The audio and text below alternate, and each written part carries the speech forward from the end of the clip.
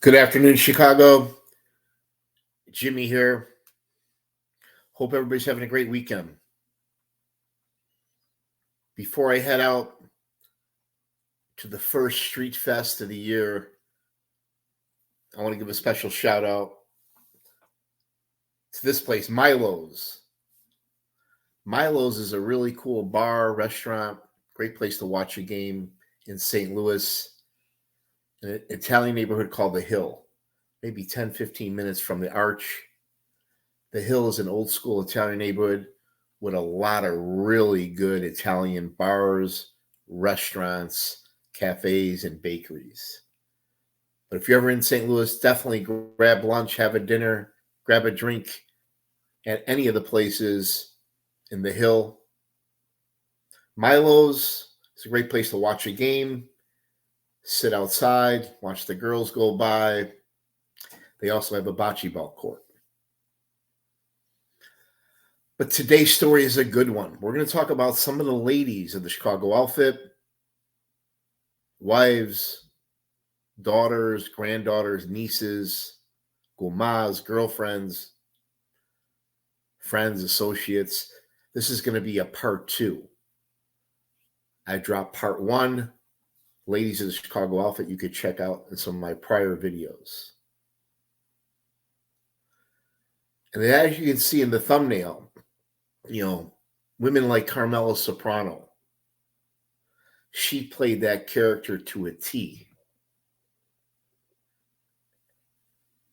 It's not easy being married to maid members of the Chicago outfit or associates. Most of these men, they know they're going to end up getting killed or spend the rest of their life in jail. And the wives, the daughters, the granddaughters, they have to deal with the aftermath of that. Some of these mob guys were verbally and physically abusive to their wives. So imagine putting up with that. And most of the guys all have girlfriends, gumas. So that just breaks their heart. So it's like a smile and a tear. A smile because when you're married to a mob guy, you've got a lot of money, you've got a couple houses, nice car, couple businesses, your kids go to the best schools, you've got the good life, you're living the dream.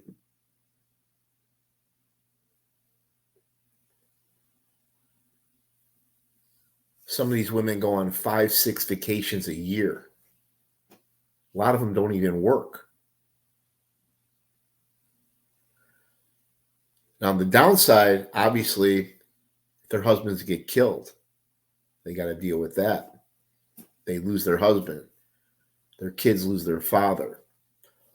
Or if he goes to jail for a short stint, or if he's locked up for life, that affects the family.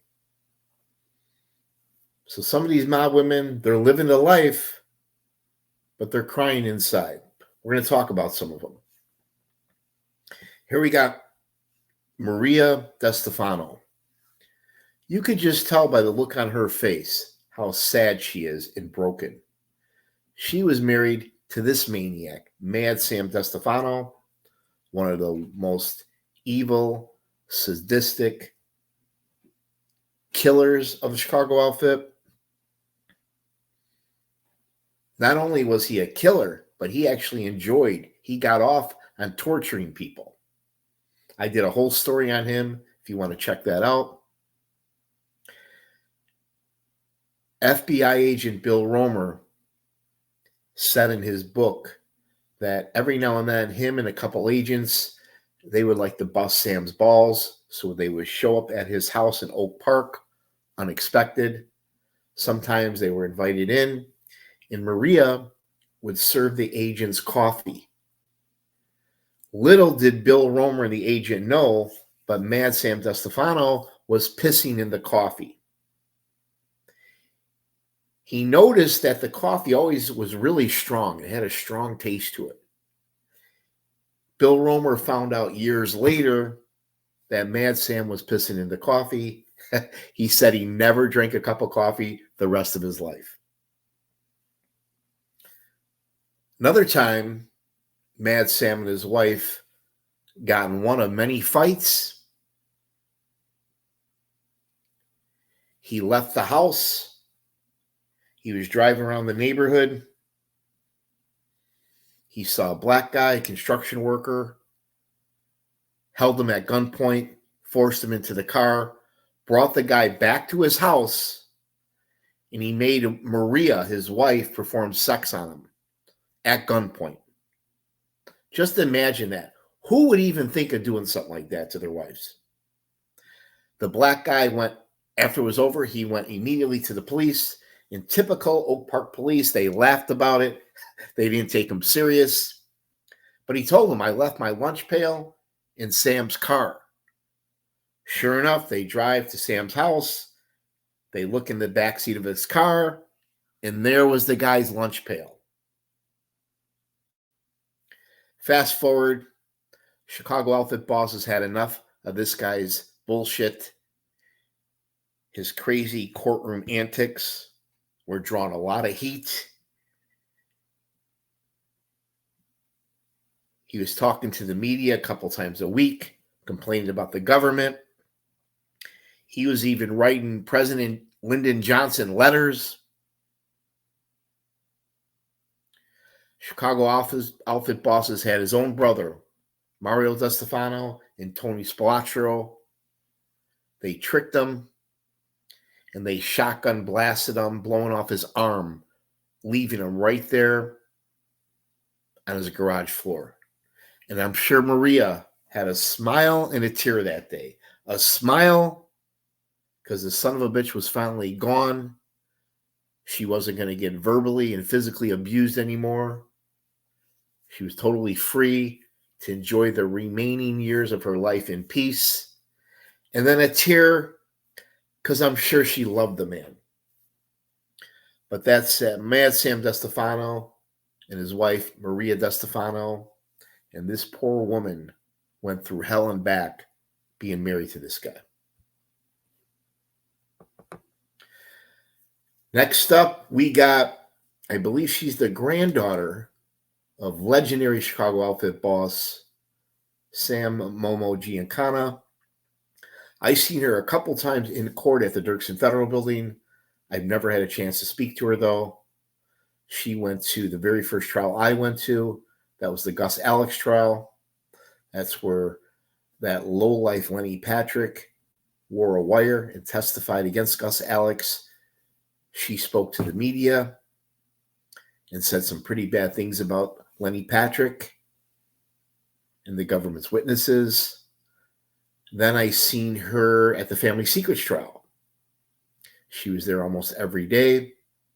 I also seen her at Rocky and Felice sentencing, and she agreed with Rocky that Rocky did not get a fair trial, that their witness, their star witness, that low-life blowjob BJ Jehoda lied on the stand, and he couldn't be trusted. She also reminded the reporter that Rocky and Felice was a World War II hero, that the judge should have cut him some slack. However, it fell on deaf ears. All the defendants, Gus Alex, Rocky and Felice, all the defendants at the Family Secrets trial were found guilty. But what I like about Antoinette is she supports the Chicago outfit guys, family, friends, and associates. She'll go to the trial like myself and support them. But this was Antoinette Giancana. You could tell she's a beautiful babe back in the day. I think she even has a book out. But imagine sitting down having lunch with her and hearing all her stories. Now here, this beautiful woman, as we all know, is a victim of the Chicago outfit, even though it's one of many unsolved murders till this day. You got Marilyn Monroe. As we all know, this beautiful icon got around. She was married to Joe DiMaggio. She dated Frank Sinatra, Bobby Kennedy, Jack Kennedy, even Sam Giancana. They were afraid with her loose lips that she would cause some problems, bringing a lot of important men down. They weren't taking any chances. So allegedly, 2 Chicago outfit hitmen, allegedly Frankie Schwarz, the German, and an accomplice, maybe Tony Spalatro, broke into her home in Beverly Hills, disguised themselves as maintenance guys. They were there to do a repair. Once inside the house, they gave her a lethal dose, shot her in the ass with an untraceable drug, and made it look like a suicide. But that's Marilyn Monroe, victim of the Chicago outfit. Now here's another mob wife who's probably been through hell and back. You got Tony Spalatro's wife, Nancy. You can see how beautiful she was. I think that's a picture of them, when they were young, probably when they first moved out to Vegas in the 70s. She knew what her husband and his friends were involved in. She was not part of that life.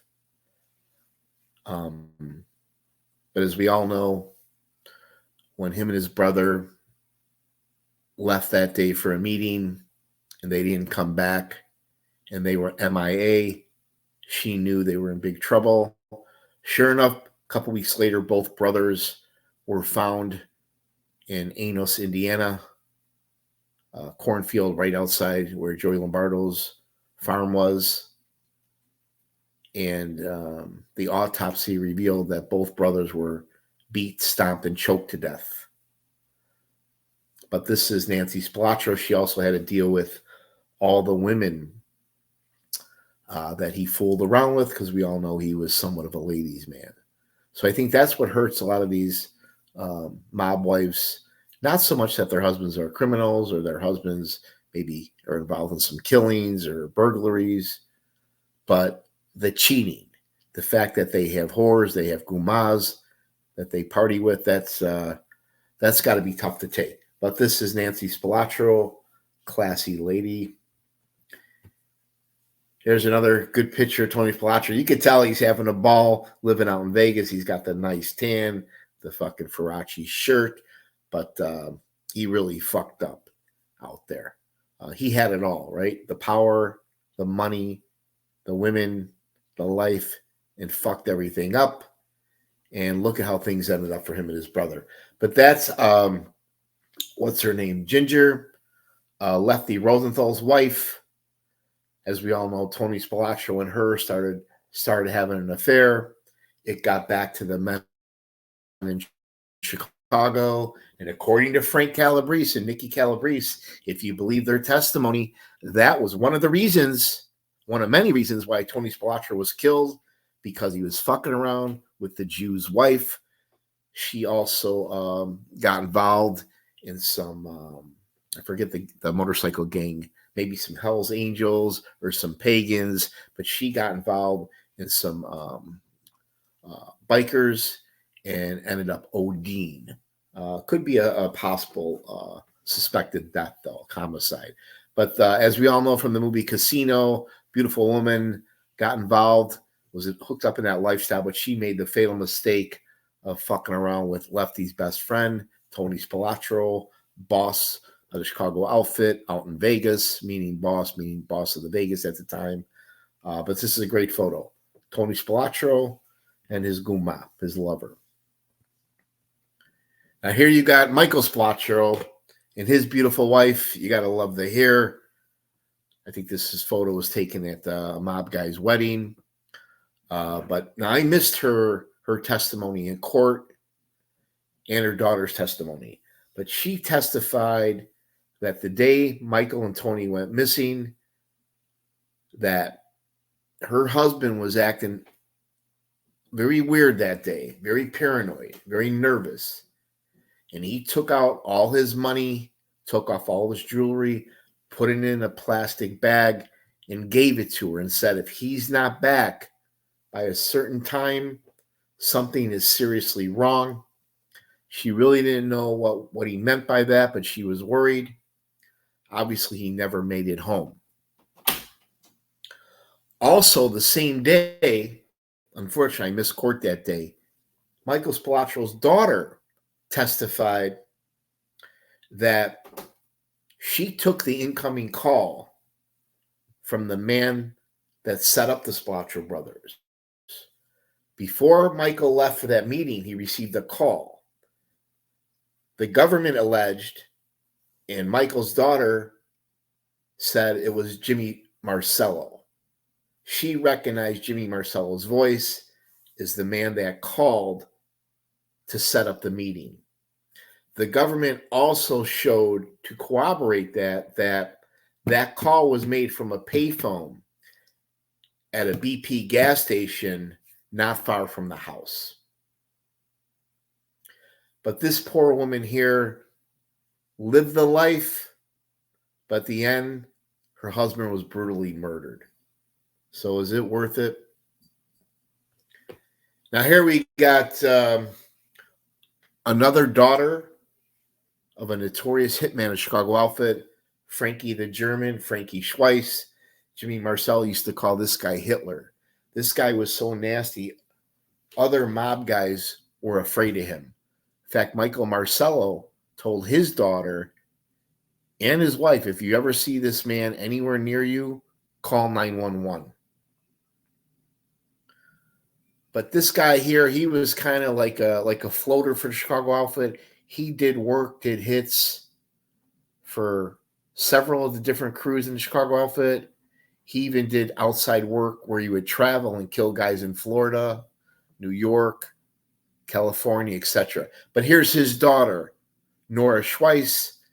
I met her at Richard's Bar. I don't remember seeing her at the Family Secrets trial, probably because her father was too sick to stand trial. But she did go to the sentencing. That's where he came out. And he started saying all kinds of racial slurs and talking shit to the Arabic prosecutor. But to Nora, her father is not a gangster. The media is just hyping her father up.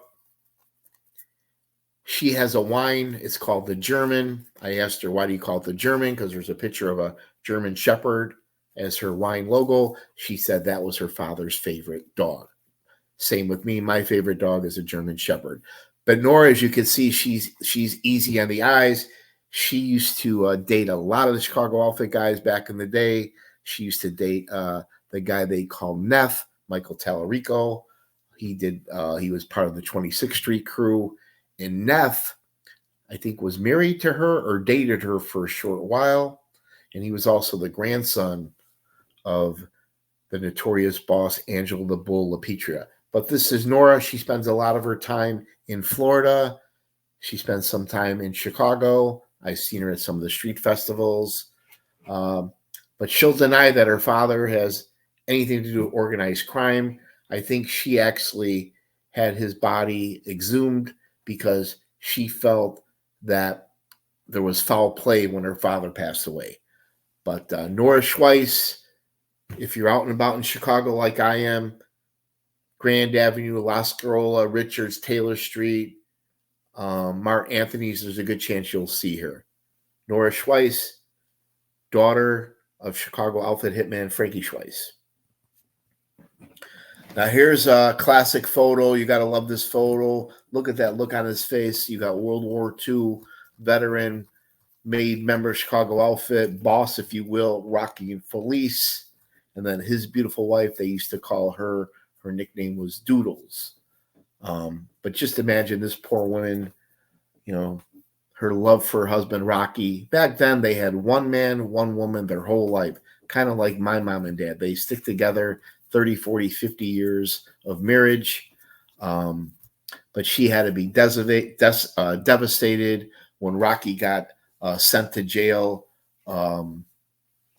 during the Good Ship Lollipop Trail. Rocky's whole crew, Rocky, Sally D, Louis Tomatoes, Gabit, Bobby Salerno, and others all got convicted based on that lowlife BJ Jehoda. He actually wore a wire and testified against all of his friends, sending them all to prison.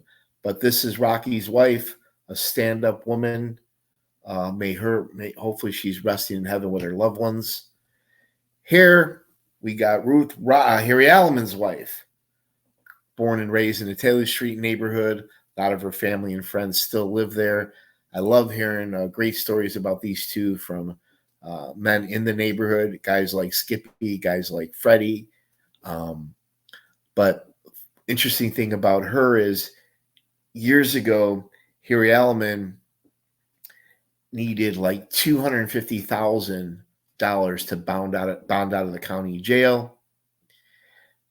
But at that time, you only needed like 10%. So she really only needed $25,000 to bond Harry out. She showed up at court with a suitcase with $250,000.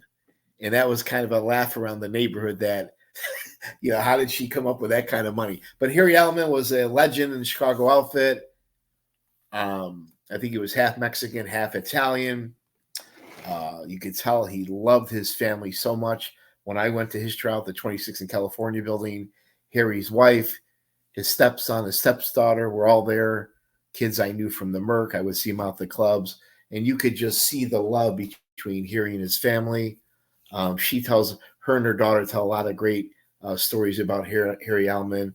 But God bless these two. This is wife of Harry Alman. It was very tough for her to see her husband locked up in jail for so many years. Harry Alman got convicted basically because of Bob Cooley. Bob Cooley got in a little trouble, gambling trouble, taxes. He didn't want to go to jail, didn't want to pay the mob guys the money he owed them, so he decided to flip and cooperate. He actually wore a wire, but it was Bob Cooley that testified against Harry Alman. He testified that he was the bagman. He's the one that bribed the judge to beat a murder trial. But this is Harry and his wife.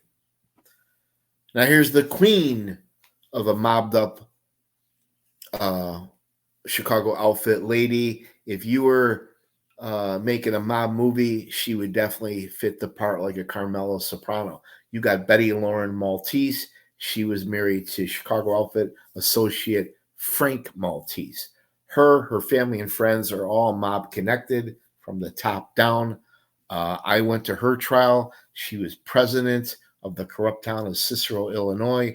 Her, Mike Spano Jr., mob boss and his son, were all convicted for stealing $12 million a year from the town of Cicero. They had a beautiful scam going. Spano Sr. was so upset, he went to Rocky and Felice to have her killed. He blamed their troubles on her greed. But because Rocky knew her family going way back, there was no way Rocky and Felice was going to allow Betty to be killed. So they blew trial. All the defendants were found guilty. They each did a couple years in prison. And they're all out today. I met Betty Lauren Maltese not only in court, I met her at a garage sale she had. I bummed a couple smokes from her. And believe me, she's a real character. But every day, Betty and all of her girlfriends showed up in court. Louis Vuitton, Gucci, Chanel, all high-end designer clothes. And you definitely don't want to dress that way going into the Dirksen Federal Building. But unfortunately for Betty, she was found guilty. Her lawyer, Terrence Giuseppe, I spoke about him many times. Him and I actually lived in the same building, 400 East Randolph. We would drink together at the bar of the building, but her lawyer said that, hey, look, Betty's broke. Her mom's dying, and her daughter has special needs. Prosecutor gets up there and says, listen, I lost my dad to cancer. My kid's got autism. But let me show you her gambling receipts. When they showed her gambling receipts from Bellagio and Caesar Palace, it was a couple $100,000. It was quite obvious what Betty was doing with all this money. She was stealing from the town of Cicero. Then they also showed one of her houses in Henderson Valley in a gated neighborhood right next to Mike Tyson's house. So that was kind of like her secondary home. But her, Spano and Spano Jr. had a great thing going, and it all came crashing down because of greed. But this is Betty Lauren Maltese, definitely one of the many of mobbed up women in the Chicago outfit. Now here, this is pretty sad here. I think this is Mrs. Papis. She was Frankie Schwarz's girlfriend from Greektown. And what they think happened was, nobody really knows, but Frankie Schwarz must have confessed or opened his mouth about killing Marilyn Monroe. She knew about it, or maybe she overheard that he killed her, and she was going to go to the authorities with that. So Frank Schwarz killed his girlfriend, an innocent woman, and ended up throwing her body in the Chicago River. Eugene Papis, beautiful Greek girl from Greektown, another victim of Chicago outfit. But these guys were vicious. Don't ever think they didn't kill women. Here's one. Frankie Schwarz kills his own girlfriend because he thought she was going to rat him out about the Marilyn Monroe murder. What do you guys think? You think that's a true story? I believe it. But not only did he kill her, but he actually threw her, dumped her body in the Chicago River, and I can't believe he was never charged for that. One of over 1,000 unsolved murders by the Chicago outfit. Speaking of women the Chicago outfit killed, this woman was a businesswoman. She had a very small percentage in the Argent Company. The Argent Company owned 4 of the mobbed up hotel casinos in Vegas. She was about to blow the lid on the whole thing. Joy Upa wasn't taking any chances. And he had this woman killed, Tamar Rand. She was a big enemy of Alan Glick, just like in the movie Casino, where they made it look like Tony Spalatro killed her. But Tony Spalatro was the prime suspect, but then they found out it was actually John Fecarata and Jimmy Poker DeForty, 2 made members of Chicago outfit, 2 heavyweights in the 26th Street crew. They made a West Coast trip and shot and killed this woman with a .22. Another unsolved murder of the Chicago outfit. While we're at it, we'll add to a third woman that was killed by Chicago outfit, kind of like a Bonnie and Clyde. This woman, Charlotte Dauber, was no saint.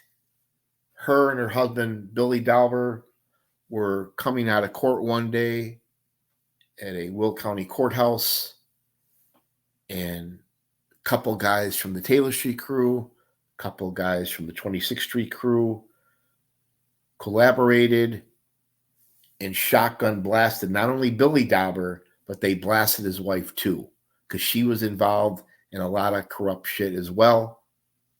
Like I said, Bonnie and Clyde, Frank Calabrese, Ronnie Jarrett were in a really hyped up race car.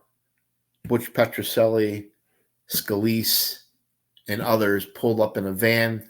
They cut them off on the side of the road. They shotgun blasted them.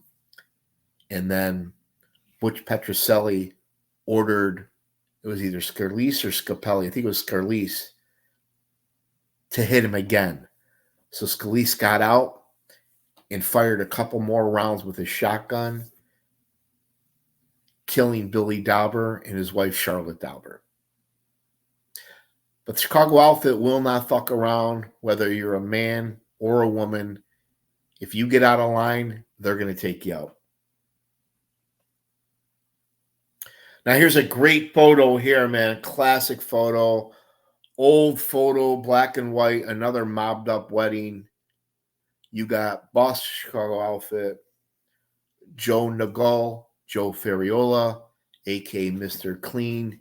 You got his beautiful wife and her sister. This is his first wife. Ferola was married twice. And unfortunately, this man's life was cut too short. Now, a lot of these mob guys, especially the maid guys or the higher up associates, they set up their families. They set up their sons. They bought them seats at the Chicago Mercantile Exchange the Chicago Board of Trade to become traders. Back then, that was the highest paid profession, was to be a trader. They also invested in legitimate companies like restaurants, cafes, bakeries, nightclubs, car washes, dry cleaners, construction companies, jobs through the city, jobs in the state, jobs in the county, sweetheart contracts. So even though some of these men were in the can or died, they made sure their families were taken care of. But Joe Ferola, boss of Chicago outfit, his life was cut too short. Here's a photo of him and his first wife and her sister. Now, on a much sadder note, breaks my heart to talk about this, but here you got, on the right, you got Rocky LaMantia, and then on his left, you got Maria. There's the house in Bridgeport. I actually met this guy at Kozo's I met this guy at Kozo Pool Hall before the Family Secrets trial. We talked a little bit about the indictment.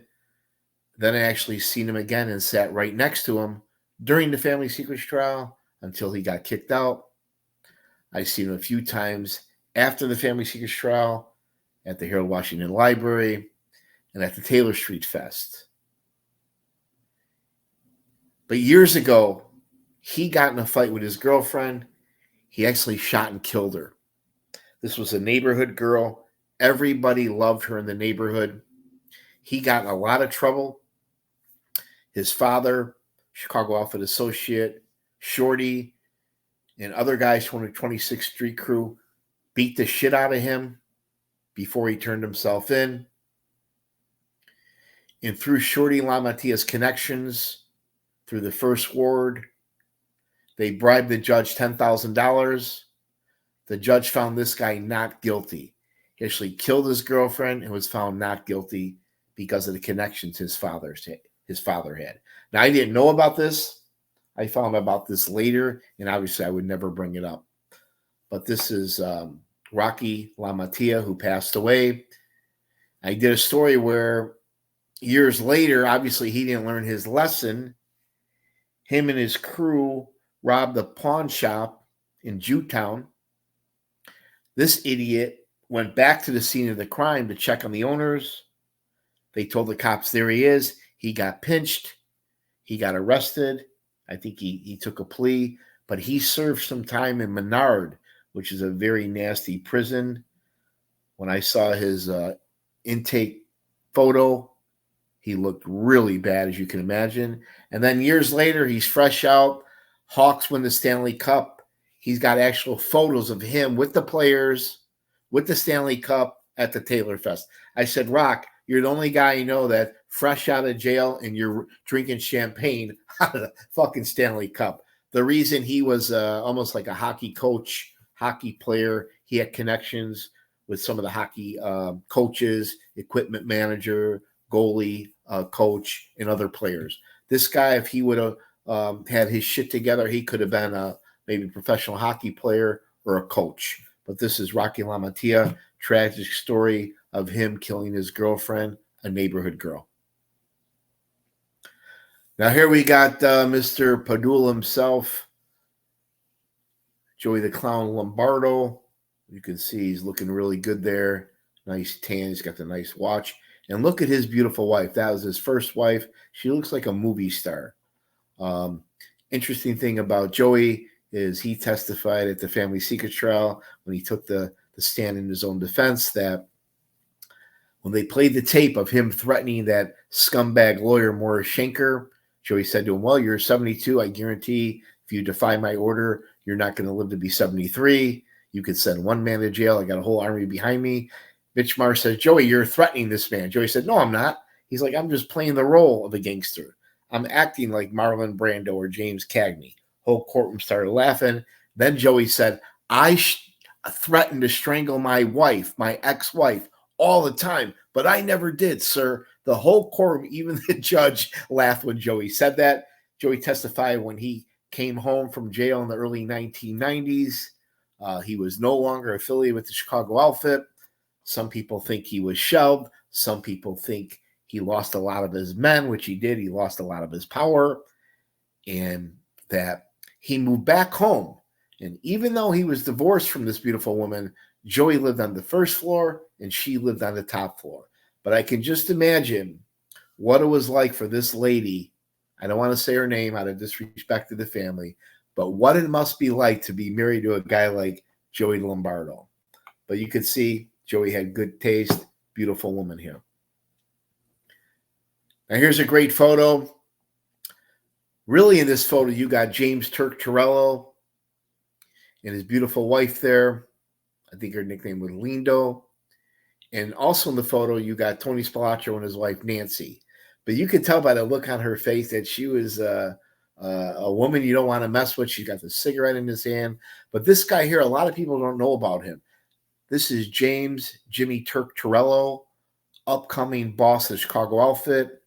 If he didn't die, I think of cancer or a heart attack, he would have been the boss of the Chicago outfit before Ferola, Carlisi, and No-Nos took over. But my dad was in the Marine Corps with this guy. And that's what got my interest into the Chicago outfit. Once my dad would tell me stories about Jimmy Turk Terell, that he was the toughest Marine, combat veteran, a real badass. I bought my first book by William Romer, Mad Against the Mob. Then I started reading all the mob books, and I was hooked. I took it a step further. Early 1990s, I went to my very first trial, Gus Alex. After that, I went to the Sam Carlisi trial. So that's how I got interested in the Chicago outfit. But this is James Turk Terell. He died, and when he died, just like Ferriola's wife, or no, just like Rocky's wife, the government went after their home, their bank account, their vacation rentals in Florida. Because years ago, some of these mob wives claimed, hey, I had no idea what my husband did for a living. He worked for the union, or he owned a bar, or he owned a restaurant. But they knew because of all their family and friends were connected. But I think they changed the laws where now if the government feels anything was obtained illegally, they're confiscating it. So some of these mob women, mob wives like Feriola's wife, Rocky and Felice's wife, and this woman here fought the government so they wouldn't confiscate the boat, the car, the homes. Interesting, though. But this is James Turk Terell. He would have been a wonderful boss, a great boss for the Chicago outfit, but unfortunately his life was cut too short. And a lot of these outfit wives, usually they outlive their husband. Now here's a beautiful photo of Doodles was their nickname, Rocky and Felice's wife. She was one of the women that fought the government because the government tried to take some of his luxury cars, some of his real estate, and some of his homes. But she stood up to the government. They still took most of what Rocky was able to obtain, but she fought him. But this is Rocky and Felice's wife. Here we got the large guy, Mike Sarno, and his beautiful daughter. I went to his trial. As we all know, it was Mike Sarno. High-ranking outlaw motorcycle gangmen were Mark Polkman, father and son Anthony and Sam Volpadenzo, and then the Polish guy. They were running a illegal, couple $1 million a year sophisticated burglary crew where they were fleecing stolen goods through a front called Goldberg Jewelers. But the biggest charge when Mikey and Jimmy Marcello got pinched at the Family Secrets trial, it was Large that took over the lucrative video poker gaming business. He had a competitor.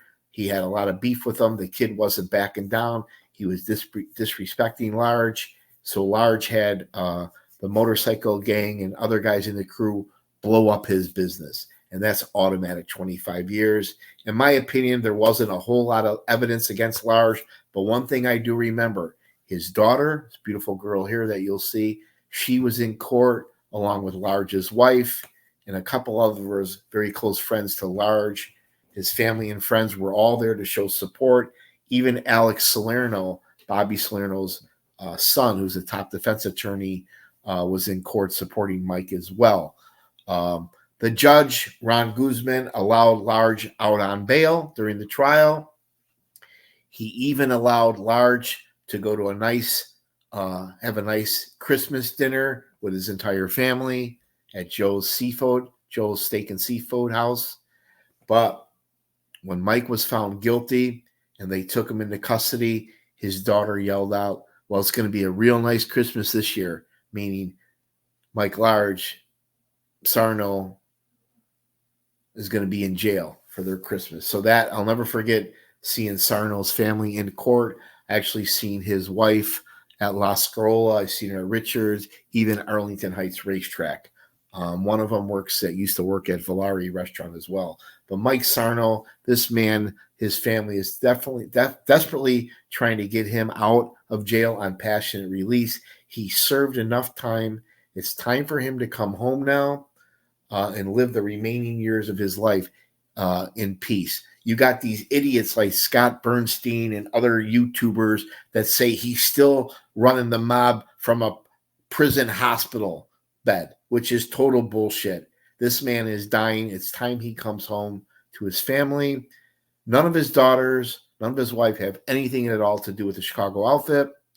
But that's when you know these court cases I go to, these trials I go to are real. When you see women like this, daughters, wives, kids, victims of the defendants, family members of the defendants, victims, family members, that's when you know it's real. But this is his daughter here, beautiful Italian girl, and hopefully Mike Sarno will be able to come home one day. Same thing here, Casey, Polish guy, perfect gentleman. There's him with his wife.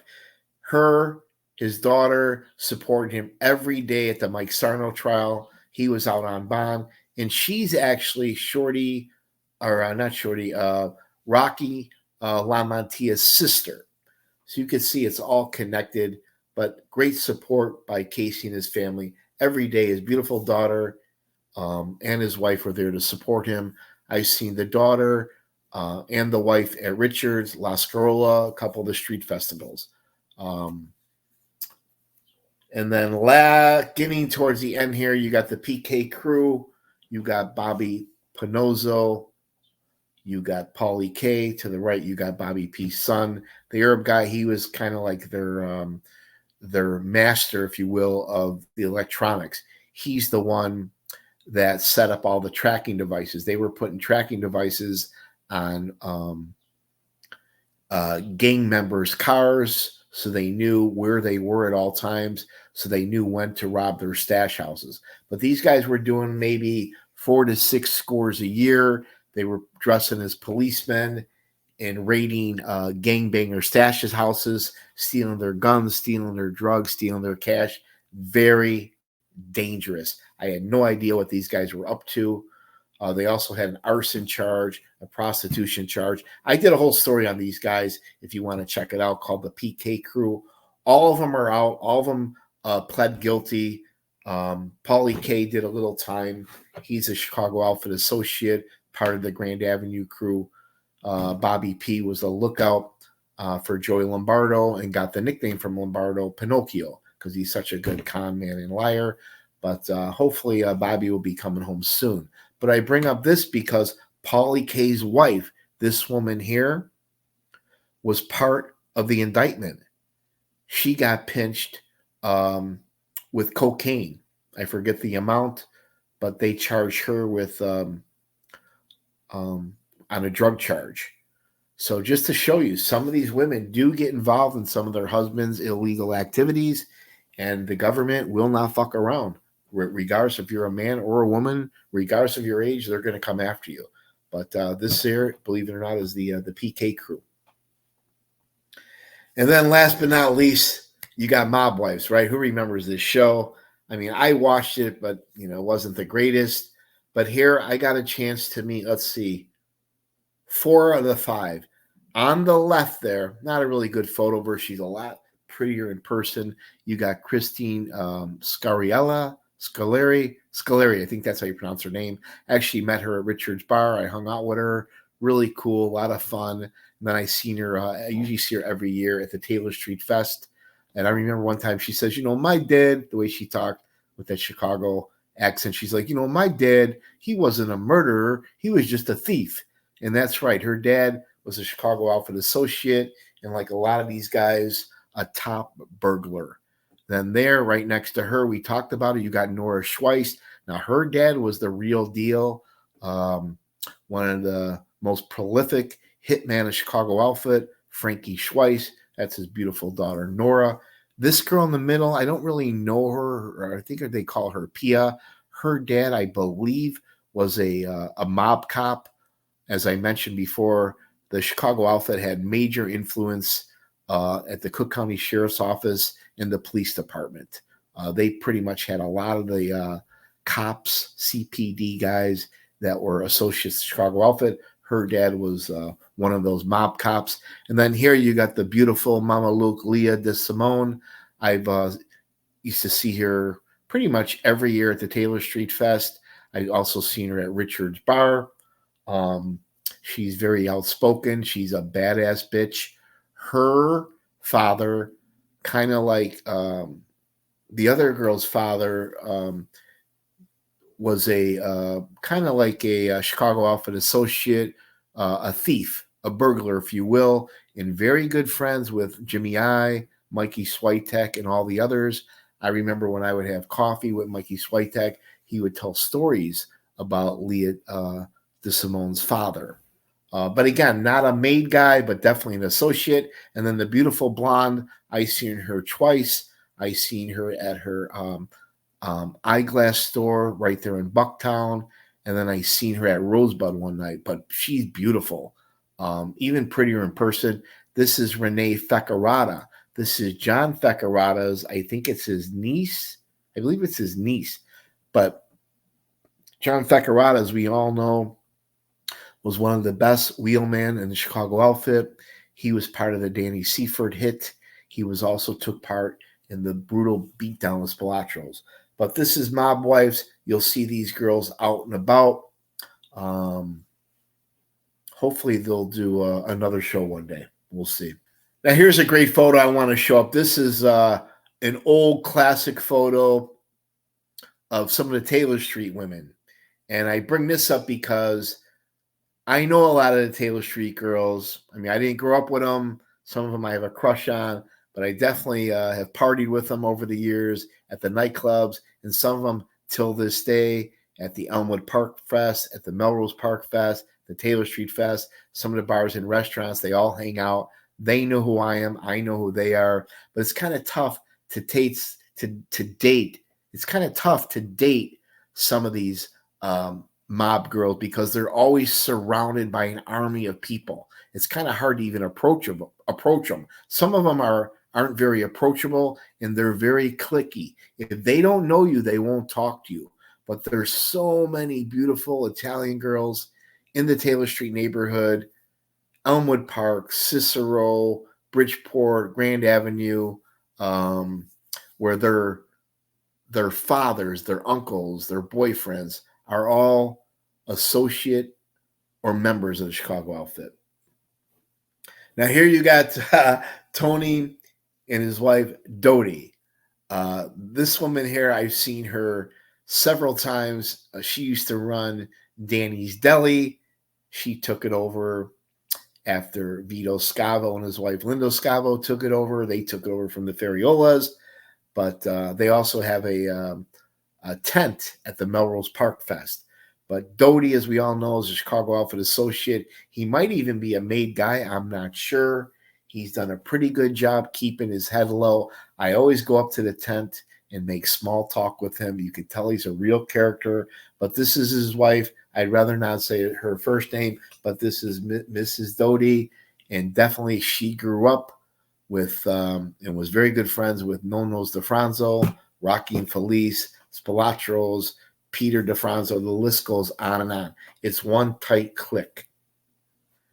And then here I got to bring up these two guys. You know, we got Mayor Jane Byrne, one of my favorite mayors in the 70s of the city of Chicago. And what I liked about her is She let the Chicago outfit do whatever they wanted. She didn't fight them. She didn't try to outduel them like Mayor Dave and some of these other mayors.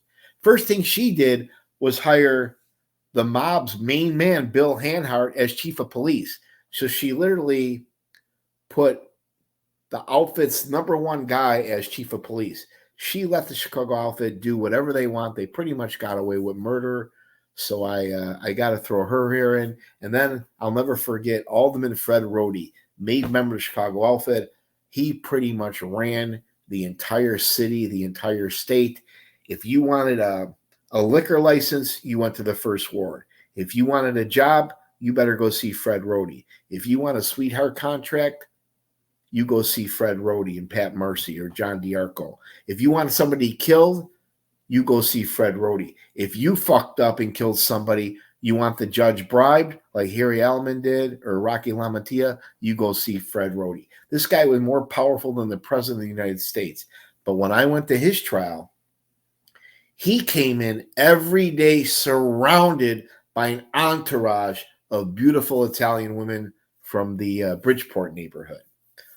Unfortunately, the jury believed the low-life scumbag that testified against him, Bob Cooley, the corrupt lawyer we talked about. But this is Alderman Fred Rhodey. He was only like 5'2". All the Italian women loved this guy and supported him in court every day. And then we have this guy here, Sam Momo Giancana, with Judith there. Who was she there? I forget, the Phyllis McGuire sisters. But believe it or not, this guy was a ladies' man. I can't imagine how many Guma's girlfriends he's had over the years. As we all know, Marilyn Monroe, Phyllis McGuire, Audrey Hepburn. The list goes on and on. But sometimes these women are attracted to mob guys. And then we have, I think her name is Clarice Arcardo. She was married to literally the richest, most powerful man in the country, Joe Batters. Tony Arcardo kept a very, very low profile. You could see by the look on her face and his face, they're not used to having their picture taken, and they definitely don't like their photo being taken. But this is Tony Arcardo's wife as well. But that's it. Just a little story today. I want to talk about some of the women affiliated with Chicago outfit. It's kind of like a part 2. Have a great weekend, guys. Get out there, enjoy yourselves. If you like my Chicago mob trial stories, hit the like button, subscribe, and share with your friends. Ciao.